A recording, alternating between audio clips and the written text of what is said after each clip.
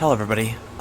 Welcome to my afterthoughts on Interactivity, the interactive experience, an exhibition by Aetheric Games featuring The Button. Please enjoy your visit. I don't know if that's the entire title, but that's what I'm going with. This is just where I'm going to express a few extra thoughts I have on this game. And I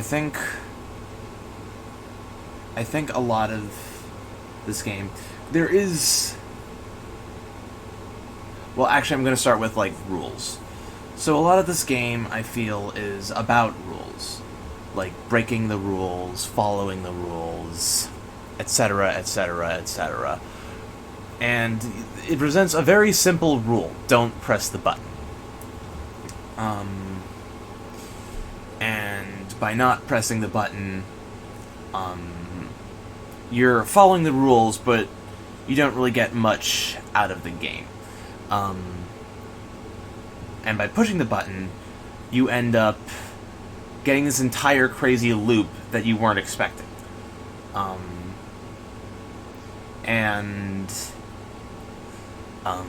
It's interesting that, you're breaking the rule to get the full experience. As if the experience is from breaking the rules. And, here it's presented in a very harmless way. Here it's presented through, push the button, don't push the button. If you push the button, you get this entire extra story. But there's also, other ways in which, there are also other ways in which, one can, harm, work by doing something they didn't necessarily want to do with it. And I'm not just talking about, the death of the author. I was about to say the shadow of the artist. The death of the author, I'm not talking about that. I'm just talking about, a general, this work is presented, and yet we're going to be doing something different with it. It'd be like watching Lord of the Rings backwards. Or something like that. And on the one hand, like I said, we got this whole extra thing. People who activate, no-clip on games that aren't supposed to have it, or games in which it's, not an obvious option, might find secrets and stuff. And also with speedruns, glitches. I don't know where I'm going with this. But speedruns are a great example, actually. A ton of people find these crazy glitches to speedrun games with. And, that's not a way that was ever supposed to be played. And on the one hand, you get all this extra stuff. But on the other hand, you're, not experiencing the game that you're supposed to be experiencing. But on the other hand, are you really supposed to be experiencing it in one way?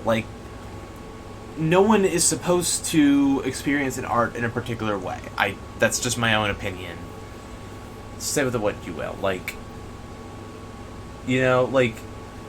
People who watch Empire Strikes Back, knowing the twist,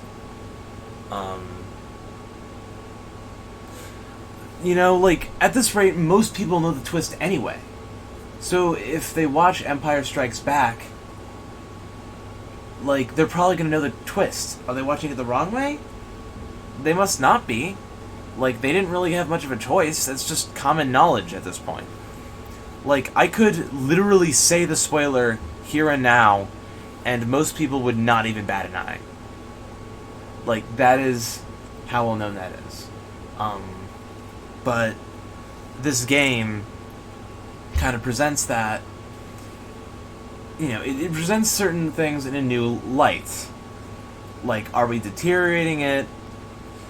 Are we doing something else to it? And in the end, we did get confetti.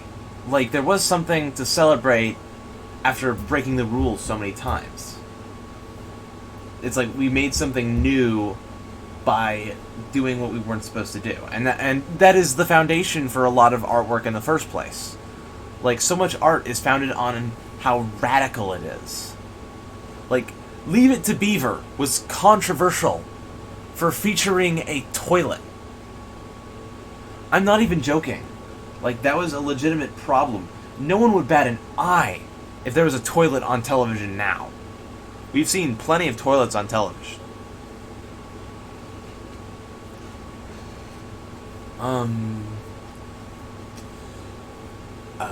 I was gonna say something else. Also, in terms of, like, I'm not gonna dive too deep into the whole free will thing, but there's that other element of, like, if you make a rule, you invite people to break it.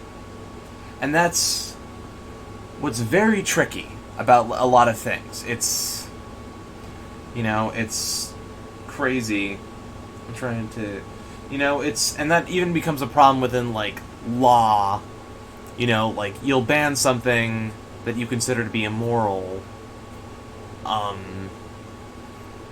but it'll still be done, it'll just be more dangerous to do.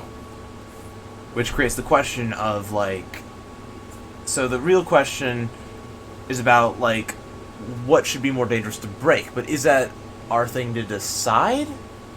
It's really complicated, and, you know, I'm not, like, I'm just here bouncing ideas off of a microphone.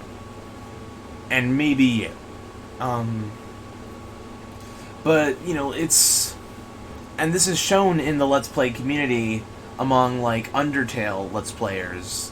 For those who don't know, Undertale is a video game in which you don't have to kill anybody, but you can also kill everybody. And the path in which you kill everybody is the genocide run, which leads to the worst possible ending. And it's an ending that you can't really go back from once you get there. But also, so many people still do it. Like, so many people still kill all of these beloved characters. Just in order to achieve this ending. Because the option is available. Like, if something is an option, people will take that option. No exceptions to that rule. Like, if you give someone a window, somebody's gonna break it. You know? Like, and that happens all the time. And that's just a simple thing. But that becomes even more relevant when we have all these other rules and regulations to deal with. Yeah, I'm not really going anywhere specific with this. I just thought it was interesting. And so I think I'm going to sign off here. I'm not going to do the whole like, comment, and subscribe, and do whatever to the bell button thing this time. What I will say, though, is if you have any of your own thoughts on this experience, please feel free